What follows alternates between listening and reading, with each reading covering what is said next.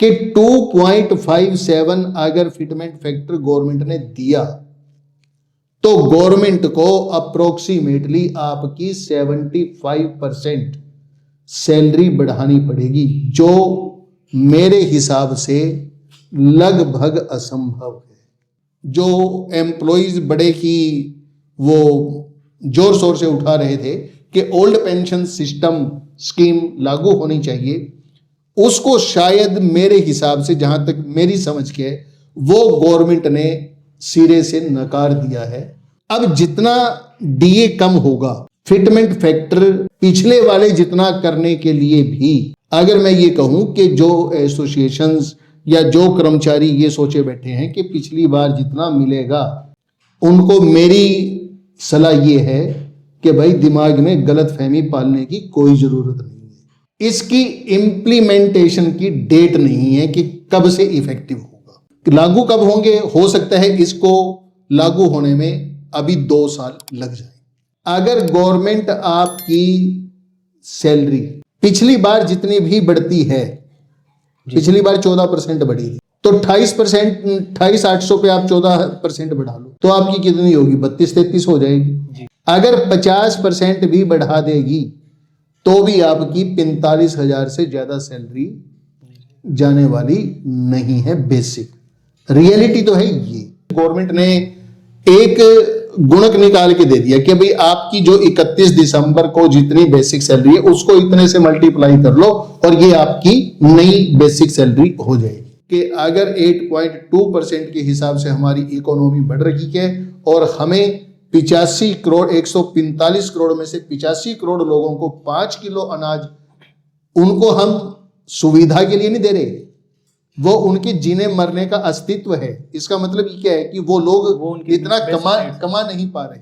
अब यहाँ पे एक गलती हो गई गवर्नमेंट से, एम्प्लॉइज थोड़ा इससे आक्रोशित हो गए कि भाई पेंशनर्स को रिटायरमेंट के बाद एक एम्प्लॉई 33 साल की सर्विस के बाद या 35 साल की सर्विस के बाद उसके बच्चों को अपनी जिंदगी जीरो से स्टार्ट करनी पड़े। नमस्कार, आज हम एक ऐसे विषय पर बात करने वाले हैं जिसका जो असर है वो भारत की सीधा लगभग 1 करोड़ जनता पर पड़ता है। साथ ही इसका जो असर है वो देश की अर्थव्यवस्था पर भी पड़ता है।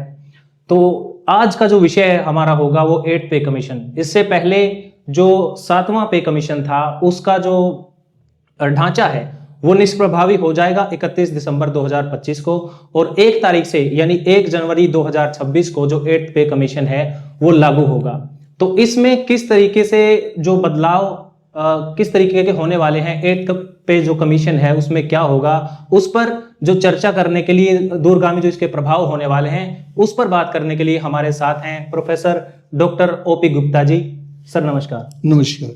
तो जो ये 8 पे कमीशन है, सबसे पहले तो ये क्या है और इसका मतलब क्या असर होने वाला भी? देखिए, सभी दर्शक साथियों को नमस्कार। और आज 29 दिसंबर है, सभी को आने वाले नव वर्ष की भी शुभकामनाएं। नया साल सबके लिए मंगलमय हो, सुखद हो और समृद्धि लेकर आए। इसी कामना के साथ आज का जो विषय आपने ढूंढा है, 8th पे कमीशन, 8वां वित्त आयोग जी, इसके असर से पहले मैं थोड़ा सा इसकी बैकग्राउंड में जाना चाहूँगा। इसी वर्ष जनवरी के महीने में एम्प्लॉइज और पेंशनर्स की पे रिवीजन के लिए गवर्नमेंट ने, भारत सरकार ने 8वें वेतन आयोग की घोषणा की थी, दिल्ली चुनावों से पहले, जस्ट पहले जी। और इसका सीधा असर केंद्र के 50 लाख एम्प्लॉइज और 69 लाख पेंशनर्स, केंद्र सरकार के जी, उनसे सीधा संबंध था। इसके अलावा राज्यों के कर्मचारी और पेंशनर्स अलग हैं जो इससे प्रभावित होंगे जी। अब जो पे कमीशन है वो हर 10 साल के बाद बनाया जाता है। क्यों बनाया जाता है? क्योंकि 10 साल में हमारी सोशल कंडीशंस में थोड़ा परिवर्तन आ जाता है, हमारी इकोनॉमिक पोजीशन में परिवर्तन आता है, ज़रूरतें बढ़ जाती हैं, महंगाई बढ़ती है, उन सब को काउंटर करने के लिए सरकार हर 10 साल के बाद एक वेतन आयोग बनाती है जो रिकमेंडेशन देता है कि कर्मचारियों की सर्विस कंडीशंस क्या हो, उनकी सैलरी कितनी हो, उनको कौन कौन से अलाउंसेज मिलें, कौन कौन सी सुविधाएं उनको दी जाए, ताकि प्रोडक्टिविटी और एफिशिएंसी दोनों चीज़ों में बढ़ोतरी की जा सके और देश का विकास हो सके। अब 8वां वेतन आयोग की जब घोषणा की गई जनवरी में, उसके बाद एम्प्लॉयज की एसोसिएशन और गवर्नमेंट का डिपार्टमेंट है DOPT, department of personnel and training. जब department of personnel and training 10 फरवरी 2025 को इनकी मीटिंग होती है, डिपार्टमेंट ऑफ पर्सनल ट्रेनिंग की and national council of joint consultative machinery, जिसको स्टाफ साइड हम बोल सकते हैं, यानी जो डीओपीटी है उसको हम गवर्नमेंट की साइड ले लेते हैं जी। और दूसरी ये सारी एम्प्लॉयज की एसोसिएशंस का संगठन है जिनको अलग अलग एसोसिएशंस के पदाधिकारी रिप्रेजेंट करते हैं। तो उनकी मीटिंग हुई, उस मीटिंग में उन्होंने कुछ डिमांड रखी एम्प्लॉयज ने कि भाई आपने कमीशन की, पे कमीशन की घोषणा तो कर दी है, लेकिन पे कमीशन का दायरा जब आप लोग डिसाइड करो तो हमारी ये डिमांड है, कुछ डिमांड हैं कि आप इनमें कंसीडर करो। वो कंसीडरेशन क्या थी? उन्होंने कहा कि एक तो जो परिवार का साइज है वो 4 से 6 मान लिया जाए, 4 to, अभी तक 4 मानते आए थे कि एक परिवार में 4 लोग होंगे, लेकिन उन्होंने कहा कि 6 मान लिया जाए, जिसमें मियाँ बीवी, 2 बच्चे और माँ बाप, 6 की यूनिट परिवार को माना जाए। फिर उन्होंने ये कहा कि जो हमारा वेतन हो वो डिग्निफाइड एंड डिसेंट हो, अच्छा भी हो और हमारे स्टेटस के हिसाब से भी हो, एम्प्लॉयज के स्टेटस के हिसाब से भी हो। और फिर ये कहा गया कि जो डीए है, महंगाई भत्ता है, उसको बेसिक में मिला दिया जाए। इस तरह की बातें की गई।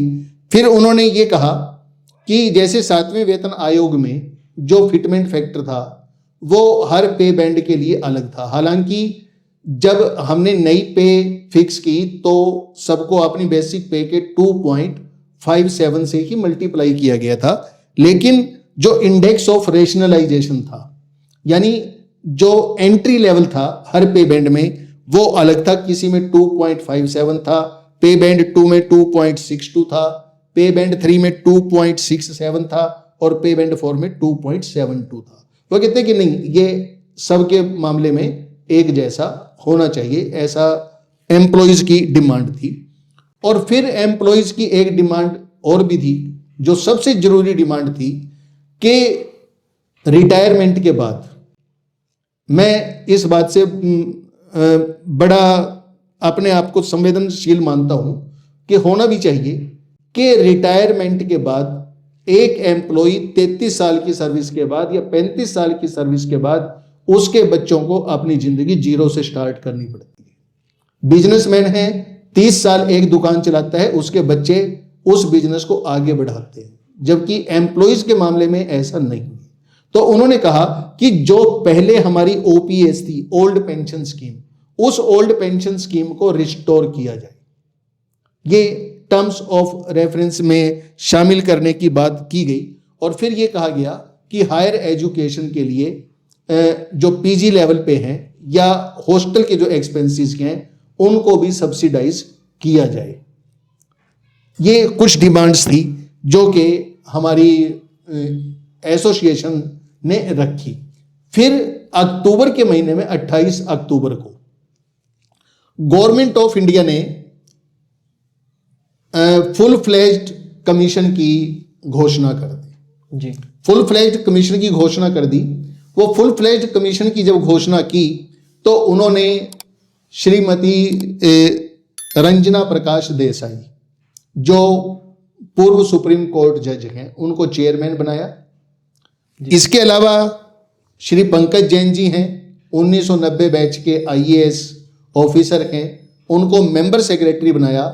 और बेंगलोर के IIM, Indian institute of management, जो प्रबंधकीय संस्थान है, भारतीय प्रबंधकीय संस्थान, उसके प्रोफेसर पुलक घोष जी हैं, उनको पार्ट टाइम मेंबर बनाया। इस तरह से 3 मेंबर्स की ये कमेटी का पूरा कमीशन बना दिया गया और ये कहा गया कि ये 18 महीने में अपनी रिपोर्ट देंगे, 18 महीने में अपनी रिपोर्ट देंगे और वो रिपोर्ट भारत के सभी एम्प्लॉइज, सेंट्रल गवर्नमेंट के एम्प्लॉइज, अलग अलग डिपार्ट के एम्प्लॉइज की पे रिवीजन के लिए कहा गया।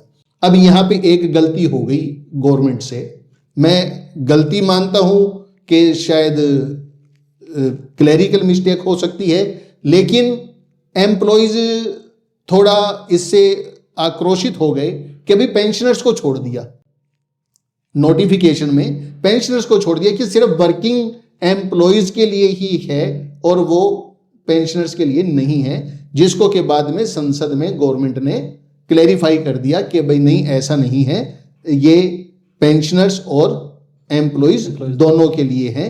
यानी एक जो भय पेंशनर्स के मन में एक बार आया था कि शायद हमें 8th पे कमीशन से बाहर कर दिया गया है, उसमें गवर्नमेंट ने अपनी क्लैरिफिकेशन दे दी है। मैं यहां पर ये स्पष्ट करना चाहता हूं। अब जब गवर्नमेंट ने ये बनाए तो गवर्नमेंट ने अब सोचने की बात ये है कि गवर्नमेंट ने जब इनको कहा कि आपने काम करना है तो उनकी कुछ ना कुछ सीमाएं भी रखी होंगी, हद रखी होंगी।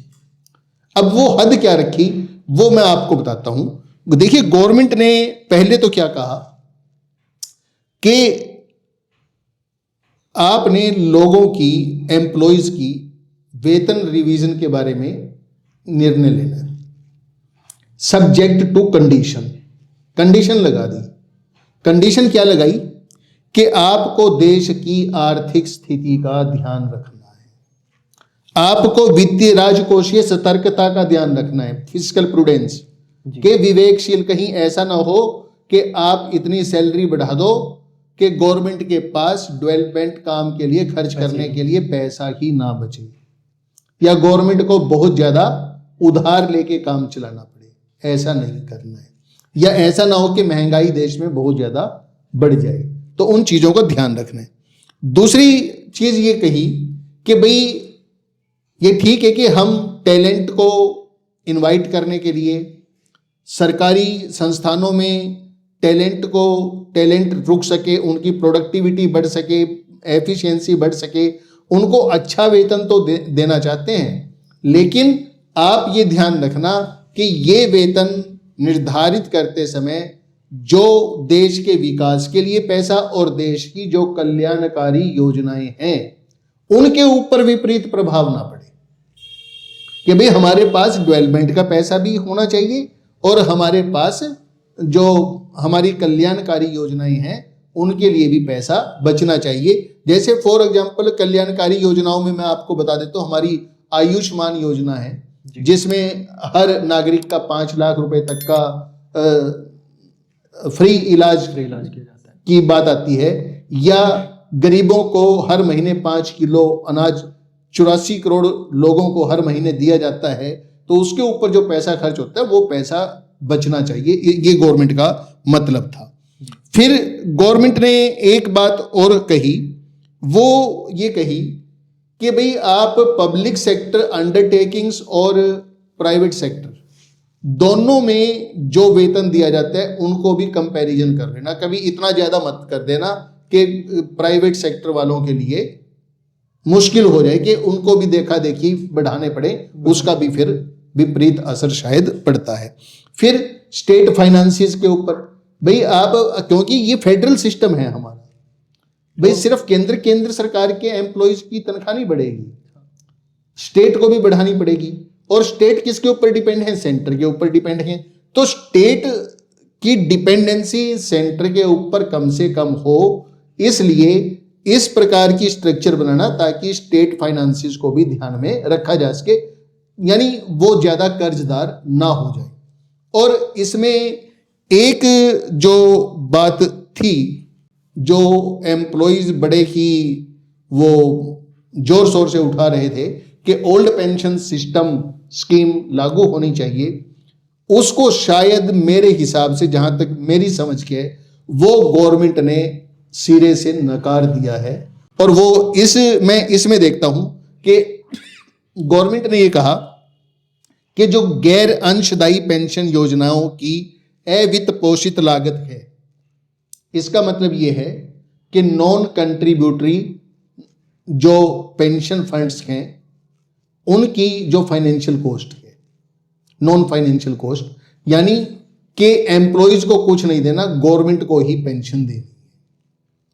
जो ओल्ड पेंशन ओपीएस में था जी, उसको गवर्नमेंट ने कहा है कि भाई ये लाइबिलिटी बहुत ज्यादा है, इसकी सस्टेनेबल नहीं है, इसलिए इसके ऊपर आपने कुछ नहीं करना। तो ये कुछ दायरा बना के दिया है।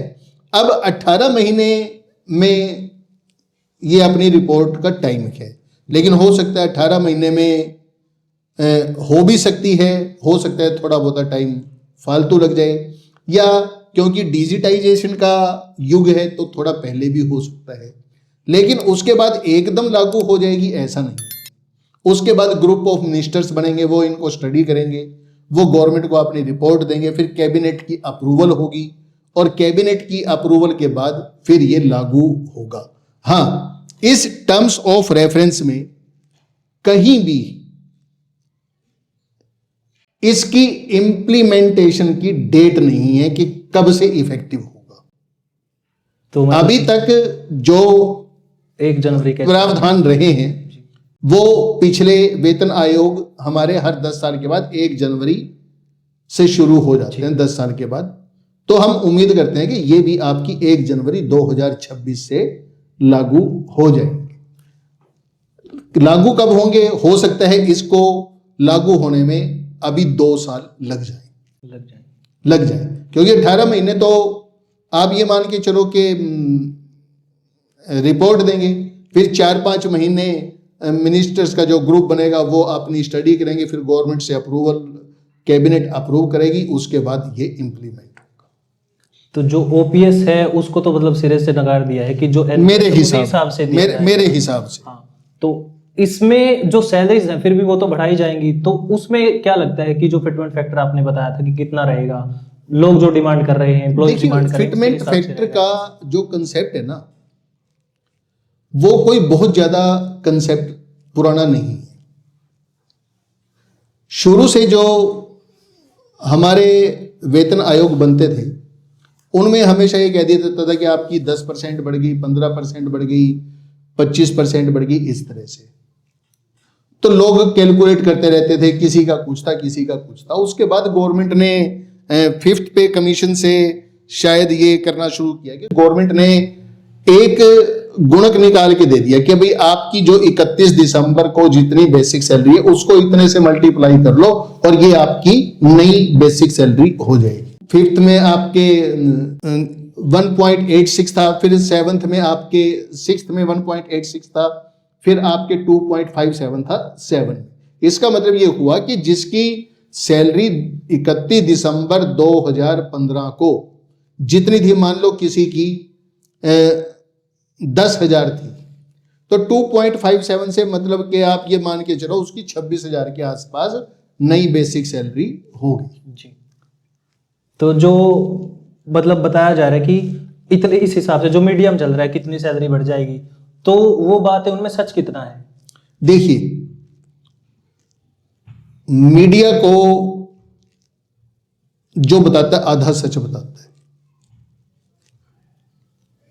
ये किस मैं बेसिस पर ये कहूंगा कि कोई गुमराह करता है। जी जी। जैसे मैं आपको एक एग्जांपल देता हूं अपना। जब 7th पे कमीशन लागू हुआ, मैं सब्जी मंडी में गया, बोले ओ प्रोफेसर साहब आपकी तो 2.5 गुना 3 गुना तनख्वाह बढ़ गई। मैं कि अभी तू मेरी दुगने में सौदा कर ले, मेरी जितनी तनख्वाह आज तू मेरे से दुगने में सौदा कर ले, 50% तो। बोला जी नहीं, टीवी पे बोल रहे हैं, रेडियो पे बोल रहे हैं, अखबारों में भी आ रही। मैं कि जो आ रही है या तो तू मेरी बात मान ले। अब मैं एक एक आदमी को तो नहीं समझा सकते। बेसिकली क्या है कि अति उत्साह में या कहीं ना कहीं सरकारों के दबाव में कि हमने इतने बढ़ा दिए, भाई जो आपका डीए था वो डीए भी तो खत्म हो गया, वो भी तो जीरो पे आ गया। आप ये देखो कि 31 दिसंबर को एक एम्प्लॉय को कितने पैसे मिल रहे थे और 1 जनवरी को उसको कितने मिले, यानी जनवरी महीने की तनख्वाह उसको कितनी मिली, दिसंबर की कितनी मिली थी, यानी पे कमीशन लागू होने से पहले जी। तो वही तो बढ़ोतरी होगी। अब मैं आपको बताता हूं कि 7th पे कमीशन के वक्त ये अखबारों में खबर दी गई, टीवी पे मीडिया में ये चला कि आपकी सैलरी जो है 2.5 गुना बढ़ गई। जी। जबकि सच्चाई ये है कि 7th पे कमीशन में सिर्फ बढ़ोतरी 14-15% की थी। तो इनके जो कैलकुलेट करने का आधार है वो सैलरीज किस आधार पे कैलकुलेट करके मतलब लोगों को बताते हैं? वो देखो क्या होता है कि जो आपकी बेसिक सैलरी है पहले, जी। ठीक, उसके बाद इमोल्यूमेंट में हम बेसिक और डीए लेते हैं कि जितना डीए, मान लो जब 7th पे कमीशन लागू हुआ तो 125% डीए था। 125% डीए मान लो किसी की 10,000 रुपए बेसिक पे थी तो उसको 12,500 रुपए डीए का मिला के कुल दिसंबर 2015 में वो 22,500 ले रहा था। अब मान लो उसकी बेसिक पे गवर्नमेंट ने 25,000 फिक्स कर दी, ठीक है, तो आप क्या करोगे, 25,000 को 22,500 से डिवाइड कर दो, वो आपका फिटमेंट फैक्टर आ जाएगा। यानी नई बेसिक सैलरी और आप जो ले रखे हो प्लस डीए, उससे डिवाइड कर दो, वो आपका फिटमेंट फैक्टर आ जाएगा। उस के आपको इतने से गुना करो, आपकी नई बेसिक सैलरी आ जाएगी। चलो, मतलब जो सैलरीज में वो तो बढ़ोतरी होगी, मतलब एक जिसको कुछ भी समझ नहीं आता उसको, जिसको मैथ्स ठीक से ये समझ नहीं आता, मान लो किसी की सैलरी अगर 30,000 है तो ये जो नया जो बदलाव होने वाला है 8th पे कमीशन का, तो उसके हिसाब से एक्सपेक्टेड उसकी जो सैलरी है क्या होने वाली है। अगर एक आम इंसान जो है उसको ये चीजें समझ में नहीं आती इकोनॉमिक्स की बातें, तो उसके लिए देखो, मैंने अभी आपको बताया कि जब 7th पे कमीशन लागू हुआ था उस वक्त डीए का रेट दिसंबर के महीने में 125% था, दिसंबर तक। जी। आज की डेट में जब हम बात कर रहे हैं, ये आखिरी महीना चल रहा है आपका, 2 दिन बचे हैं जब आपका 7th पे कमीशन पूरा हो जाएगा और 1 जनवरी 26 से 8वां पे कमीशन ड्यू हो जाएगा। आज की डेट में हमारा जो डीए का रेट है वो 58% है। तब कितना था? 125%, 125। ठीक है। अब जितना डीए कम होगा, फिटमेंट फैक्टर पिछले वाले जितना करने के लिए भी, अगर मैं ये कहूं कि जो एसोसिएशंस या जो कर्मचारी ये सोचे बैठे हैं कि पिछली बार जितना मिलेगा, उनको मेरी सलाह ये है कि भाई दिमाग में गलतफहमी पालने की कोई जरूरत नहीं है। क्यों कह रहा हूं मैं ये बात कि 2.57 अगर फिटमेंट फैक्टर गवर्नमेंट ने दिया तो गवर्नमेंट को अप्रोक्सीमेटली आपकी 75% सैलरी बढ़ानी पड़ेगी, जो मेरे हिसाब से लगभग असंभव है। मेरे हिसाब से कह रहा हूं मैं जी। मजबूरी में पता नहीं भाई, कोई इलेक्शन आ जाए तो आपकी बढ़ भी सकती है, और मैं ये भी उम्मीद करूं कि भाई ये आपके 29 से पहले ही आ जाए, कुछ ज्यादा मिल जाए। लेकिन नॉर्मल परिस्थितियों में नहीं होगा। मैं जो मानकर चल रहा हूं कि भाई आपकी 58% आपका डीए है, ये डीए आपका 0 हो जाएगा। जी। कि जो 18,000 रुपए आपकी सैलरी मिनिमम है इस वक्त, हम इसको 60% मान लें, कैलकुलेट करते हैं। 18 का 60% हो गया आपका 10,800, जी और 18,000, इसका मतलब 28,800 हो गया। जी जो एम्प्लॉई 18,000 जिसकी 1/1/16 को बेसिक सैलरी थी, आज उसका डीए और सैलरी मिला के, बेसिक सैलरी मिला के 28,800 होती है। मीडिया के अंदर जो रिपोर्ट आ रही है कि आपकी 50,000 हो जाएगी, आपकी 51,000 हो जाएगी, 54,000 हो जाएगी, या हम डिमांड कर रही है एसोसिएशन, दिमाग से निकाल। तो बिल्कुल निराधार है वो जो क्लेम, निराधार है, मेरे हिसाब से वो नहीं हो सकती। अगर गवर्नमेंट आपकी सैलरी पिछली बार जितनी भी बढ़ती है, पिछली बार 14% बढ़ी थी, तो 28%, 28,800 पे आप 14% बढ़ा लो तो आपकी कितनी होगी? 32-33 हो जाएगी जी। अगर 50% भी बढ़ा देगी तो भी आपकी 45,000 से ज्यादा सैलरी जाने वाली नहीं है। बेसिक रियलिटी तो है ये। बाकी जब रिपोर्ट आ जाएगी तब हम बैठेंगे, डिस्कस करेंगे कि भाई कितना उचित है, कितना नहीं। और अभी की जो सिचुएशन है उसके हिसाब से, मतलब जो देश के हालात चल रहे हैं, कह रहे हैं कि डॉलर भी इतना ज्यादा हो जा रहा है, और गरीबी जो कह रहे हैं कि लगभग 85% लोग हैं जो 5 किलो अनाज पे जी रहे हैं, तो उस हिसाब से क्या ये चीज, मतलब जो सैलरी बढ़ाना, उससे ज्यादा दबाव पड़ेगा जो हमारी इकोनॉमी? देखिए, आपने एक ऐसा प्रश्न उठा दिया कि देश के हालात और गवर्नमेंट का पक्ष अगर देखा जाए तो हमारी इकोनॉमी 8.2% के हिसाब से हमारी जीडीपी बढ़ रही है जी। और 8.2% बहुत अच्छी रेट मानी जाती है, बहुत अच्छी रेट मानी जाती है, लेकिन ग्राउंड पे कहीं नजर नहीं आती। उसका कारण सिर्फ एक हो सकता है, या तो हमारे डेटा गड़बड़ हैं, जैसा आईएमएफ ने कहा है कि हम जो डेटा यूज कर रहे हैं वो डेटा हमारे सही नहीं है। उन्होंने हमारे डेटा के ऊपर ही क्वेश्चन मार्क खड़ा किया है। तो अगर 8.2% के हिसाब से हमारी इकोनॉमी बढ़ रही है तो लोगों को बहुत अच्छी पे गवर्नमेंट दे सकती है।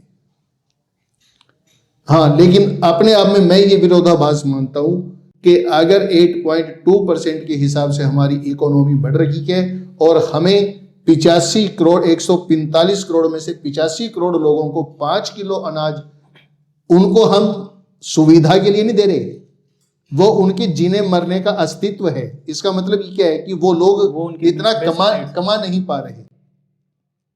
और अगर मतलब ये सैलरी, तो ये जो असमानता है ये कहीं ना कहीं सोसाइटी के लिए बहुत खतरनाक, मैं इसको मानता हूं। और मतलब ये सैलरीज जो बढ़ती हैं तो उसके बाद में जो प्राइवेट सेक्टर है उसके अंदर भी मतलब एक तरीके से दबाव आएगा। और साथ में जो स्टेट गवर्नमेंट के एम्प्लॉइज हैं, मतलब स्टेट गवर्नमेंट के ऊपर भी बहुत सारी ऐसी स्टेट्स हैं जिनका मतलब अभी कर्जे में है काफी ज्यादा। सारी ही स्टेट कर्जे में है। हाँ, एक कर्जे में तो है, पर बहुत सारी स्टेट हैं जिनकी मतलब इनकम इतनी ज्यादा नहीं है, पर वो उनको भी अगर सैलरीज बढ़ानी पड़ती है, हाँ बढ़ानी पड़ेगी, तो उसमें दबाव आएगा। तो फिर इस पे मतलब क्या लगता है कि आपको फिर भी सरकार ऐसा करेगी, मतलब ज्यादा बढ़ाएगी, या फिर इसको बैलेंस आउट करके? ज्यादा और कम का नहीं है, गवर्नमेंट को ये देखना पड़ेगा कि भाई वो इसके ऊपर कितना पैसा खर्च करना चाहती है।